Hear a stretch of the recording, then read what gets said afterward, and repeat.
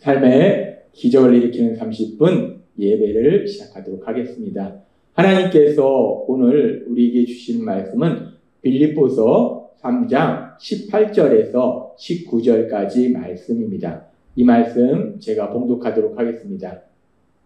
내가 여러 번 너희에게 말하였거니와 이제도 눈물을 흘리며 말하노니 여러 사람들이 그리스도의 십자가의 원수로 행하느니라.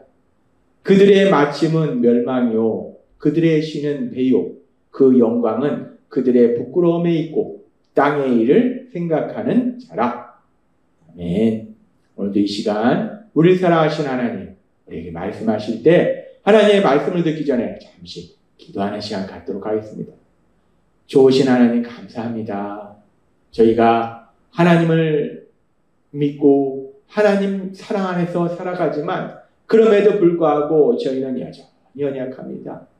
그런 저희를 하나님 오늘도 사랑하셔서 친히 찾아오시고 만나주시고 하나님이 얼마나 저희를 사랑하신지를 다시 한번 분명하게 기억할 수 있도록 은혜 베풀어 주시니 감사합니다. 연약하지만 그럼에도 불구하고 연약한 저희를 사랑하신 하나님, 그 하나님의 사랑, 그 사랑을 믿음으로 이 험하고 악한 세상을 담대히 살아가는 저희 모두가 될 수 있도록 은혜 베풀어 주옵소서. 예수님의 이름으로 감사하며 기도드리옵나이다. 아멘. 오늘 우리가 읽은 빌립보서 3장 18절은 이렇게 말씀합니다.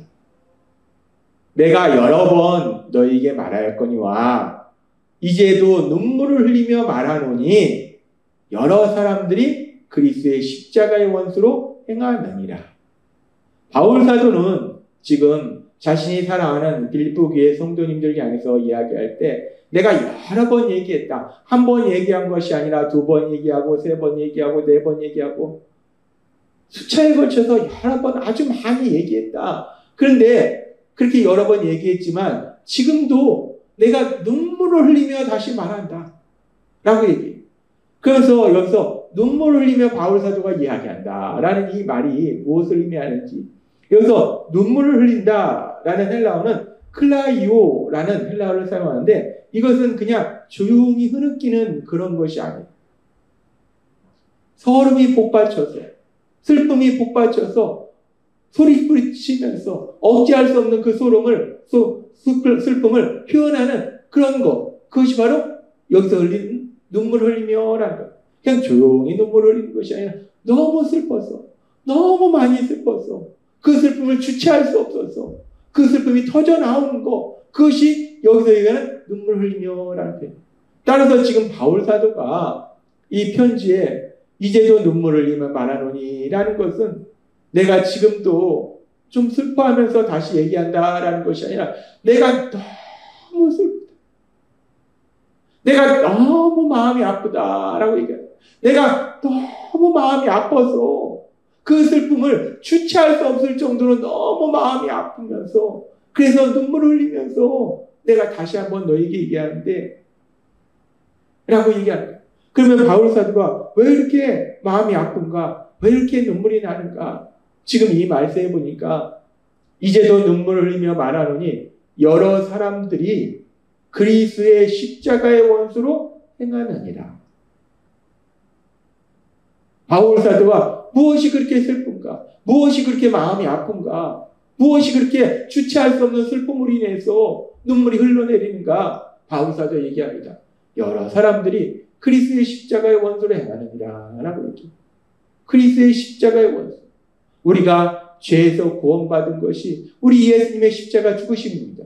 하나님이신 예수님 친히 자기의 생명을 죄인 우리를 대신하여 그 형벌을 대신 받으시기 위해서 우리 예수님이 십자가 죽으심을 통해서 우리를 죄에서 구원하셨는데 그런데 그 십자가의 원수를 행한다. 그 예수님의 십자가 죽으심에 대한 그 은혜, 예수님을 통해서 주신 그 은혜를 부인하는 그런 삶을 산다는 것. 그것이 바로 십자가의 원수를 행하는 삶입니다. 지금 바울 사도가 빌립보 교회 성도님들 향해서 편지를 쓰면서 물론 어떤 분들은 정말 예수님을 믿을 때부터 복음만 해서 바울 사도가 기뻐하는 그런 믿음의 삶을 살고 있는데 또 어떤 사람들은 저렇게 그리스도의 십자가의 원수를 행하는 그런 너무나 슬픈, 너무나 마음 아픈 그런 모습들이 있다는 거예요. 그래서 바울 사도가 너무나 마음이 아파서 이제 눈물을 흘리며 얘기한다라고 얘기한다.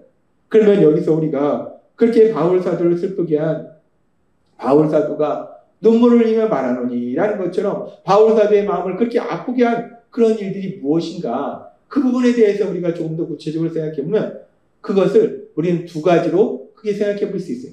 첫 번째는 뭐냐면 우리가 죄에서 구원받는 것이 우리의 어떤 행위로가 아니라 에베소서의 말씀처럼 행위를 자랑하지 못하게 하려면이라는 말씀처럼 그 은혜로 인하여 믿음으로 말미암아 구원을 얻었나니라는 말씀처럼 우리가 죄에서 구원받은 것이 우리의 행위가 우리가 온전히 율법을 지켜서 우리가 죄에서 구원받은 것이 아니라 우리 예수님이 십자가 죽으심을 통해서 우리가 받아야 될 죄의 형벌을 대신 받으심으로 인해서 우리가 죄에서 구원받았다는 거예요.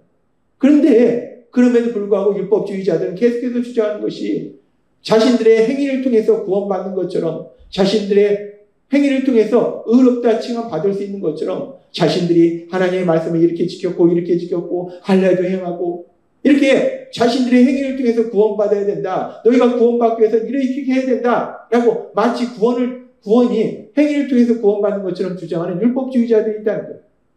그래서 그 율법주의자들의 모습이 바울 사도의 마음을 너무나 아프게 만든다는 거예요. 그렇습니다. 왜 바울 사도가 그렇게 슬퍼하는가? 지금 우리가 살펴본 것처럼 분명히 우리가 죄에서 구원받는 것이 예수님의 그 십자가의 은혜로 구원받은 것인데 그럼에도 불구하고 자신의 행위로 구원받는 것이냐, 자신이 의롭고 자신이 의지가 강하고 자신이 똑똑하고 자신이 착해서 자신의 행위로 구원받은 것이냐 주장하는 율법주의자들, 그 모습이 바로 바울 사도의 마음을 아프게 한다는 거예요. 그리고 그런 율법주의자들의 그런 모습은 이 시대의 삶의 모습 중에 결국 어떤 모습들인가? 율법주의라는 것은 내 생각과 내 힘과 내 노력으로 구원받으려고 하는 것. 즉, 내 생각으로, 내 힘으로 살아가려고 하는 거예요. 그렇게 봤을 때 이 시대의 율법주의자들의 모습은 무엇인가? 결국 내 생각과 내 힘으로 하나님의 말씀과 하나님의 도우심으로 하나님의 은혜로 살아가는 것이 아니라 자꾸만 내 생각과 내 힘과 내 노력으로 살아가는 그 모습, 그것이 바로 율법주의자들의 모습과 비슷하다는 것. 그 모습이 바울 사도의 마음을 아프게 한다는 것. 그렇게 율법주의자들의 모습이 바울 사도의 마음을 아프게 하고 또 바울 사도의 마음을 아프게 한 부류의 사람들은 어떤 사람들인가?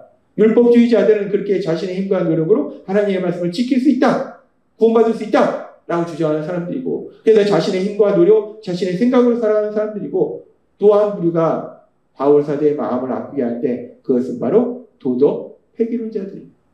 이들은 영지주의자들의 영향을 받아서 영은 선하고 육은 악하다라는 이원론적 개념을 가지고 있어요. 그래서 이제 예수님의 십자가 보혈을 통해서 구원받은 우리들은 이 땅을 살아가는데 우리가 육을 가지고 살아가기 때문에 이제 우리는 죄사함 받았기 때문에 우리는 어떤 것도 다 할 수 있다. 내 마음대로 할 수 있다. 마음대로 죄를 지어도 된다. 라고 주장하는 사람들. 도덕 폐기론자들이에요. 이런 사람들은 빌립보서 3장 19절에 이렇게 말씀합니다. 그들에게는 영원한 멸망이 기다릴 뿐입니다. 그들은 욕망을 하나님처럼 섬기고 수치스러운 것을 대단한 것이냐 자랑하는 자들입니다. 그들은 오직 이 세상 일에만 마음을 씁니다. 이 도덕 폐기론자들은 이제 우리 죄사함 받았으니까 마음대로 해도 돼. 우리 영은 이제 죄사함 받아서 깨끗해. 육은 어차피 죄악 투성이야. 악한 거야. 그러니까 마음대로 해도 돼. 라고 자기 욕심대로 사는 거예요. 내가 하고 싶은 대로 사는 거예요. 우리가 예수님을 믿으면 자유함을 주시는데 그 자유함은 내가 하고 싶은 대로 사는 것이 아니라 하나님의 말씀 안에서 하나님의 사랑 안에서 살아가는 거. 그래서 우리가 참된 기쁨과 평안을 누리는 거. 그것이 진정한 자유함이라는 거예요. 그런데 도덕 폐기론자들은 진정한 자유가 무엇인지 모르고 엉뚱한 주장을 하는 거예요. 내 마음대로 해도 돼. 내 욕심대로 해도 돼. 이런 모습들이 바울 사도의 마음을 아프게 한다는 거예요. 그러면서 우리가 이 말씀을 볼 때 바울 사도가 그렇게 내가 눈물을 흘리며 너에게 다시 말하노니 라고 얘기했을 때 이렇게 사람들의 모습이 바울 사도의 마음을 아프게 하는데 이것이 단순히 바울 사도의 마음일까? 바울 사도의 마음만 아픈 것일까? 하나님이 이 말씀을 성경에 기록하게 하신 것은 이 말이 단순히 바울 사도의 마음이 바울 사도가 눈물을 흘리며 말하노니라는 것처럼 바울 사도가 그렇게 슬퍼하면서 눈물을 흘리는 것이 바울 사도의 마음이기 앞서서 바울 사도와 함께 하시는 성령 하나님의 마음이시다. 하나님이 예수님의 십자가 보혈을 통해서 사람들을 죄에서 구원하셨는데 근데 그 은혜를 온전히 누리지 못하고 하나님의 영광이 되는 삶을 살지 못하고 여전히 이렇게 어리석고 미련한 삶을 사는 사람들의 모습을 보면서 하나님이 마음이 아프신 거예요. 너무 슬프신 거예요. 그런데 우리는 이 말씀 속에서 너무나 놀라우신 너무나 크신 하나님의 사랑을 다시 한번 기억할 수 있는데 그것은 하나님께서 독생자 예수님을 십자가 중심에 내어주신 만큼 그렇게 우리를 사랑하셔서 우리를 죄에서 구원하셨는데 그럼에도 불구하고 여전히 어리석고 미련한 삶을 사는 사람들 향해서 비판하거나 청지하거나 화를 내시는 것이 아니라 그 모습을 보면서 마음 아파하신다는 거예요. 슬퍼하신다는 거예요. 그런 하나님의 크신 사랑의 모습에 대해서 에스겔서 18장 23절은 이렇게 말씀합니다. 내가 어찌 악인이 죽는 것을 조금인들 기뻐하랴. 그가 돌이켜 그 길에서 떠나 사는 것을 어찌 기뻐하지 아니하겠느냐. 하나님은 말씀하세요. 악인이 죽는 걸 기뻐하시지 않는다는 거예요. 하나님께서는 예수님의 십자가 보혈을 통해서 사람들을 죄에서 구원하셨는데 구원받은 사람들이 하나님의 말씀대로 예수님을 닮는 사람으로 변화되어 가고 그래서 하나님의 영광을 나타내는 것이 아니라 여전히 어리석고 미련한 삶을 살아갈지라도 그들을 불쌍히 여기셔서 지금 바울 사도의 이 고백처럼 눈물을 흘리며 다시 말하노니라는 이 고백처럼 하나님께서는 그들을 향해서 하나님의 사랑하는 바울 사도를 통해서 다시 한번 그들에게 이야기해 주신다는 거예요. 그것이 하나님의 사랑이라는 거예요. 하나님은 오늘 우리에게 말씀합니다. 빌립보서 3장 18절 말씀. 내가 여러 번 너희에게 말하였거니와 이제도 눈물을 흘리며 말하노니 여러 사람들이 그리스도의 십자가의 원수로 행하느니라.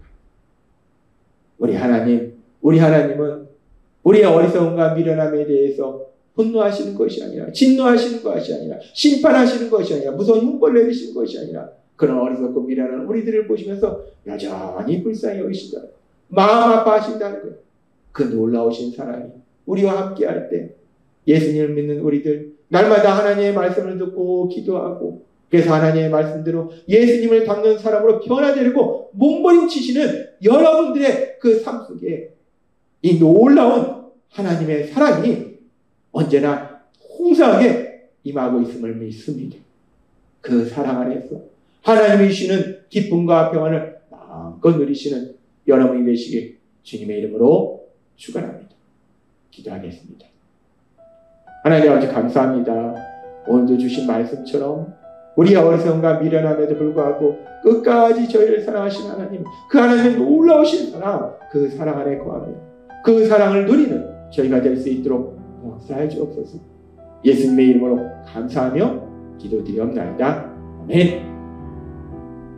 이 시간도 하나님께서 우리에게 주신 말씀을 묵상하면서 조용히 기도하는 시간 갖도록 하겠습니다.